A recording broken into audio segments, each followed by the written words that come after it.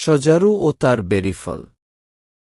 এক শান্ত বনে এক ছোট্ট সজারু থাকত।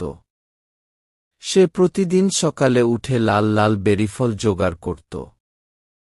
তার ছোট ঝুড়ি খুব দ্রুত ভরে যেত, কিন্তু সে কাউকেই কখনো কিছু দিত না। একদিন বনের অন্যান্য প্রাণীরা খাবারের খোঁজে বেরিয়ে দেখে গাছের ডাল আর ঝোপে আর কোনো বেরিফল নেই।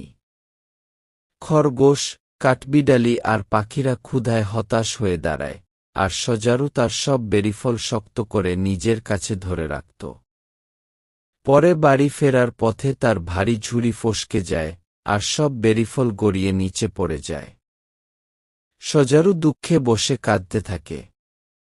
এটা দেখে বনের অন্যান্য প্রাণীরা তাড়াতাড়ি ছুটে আসে। তারা যে যতটা বেরিফল খুঁজে পায়, সব কুড়িয়ে এনে সজারুর হাতে দেয় এবং হাসি মুখে সাহায্য করে।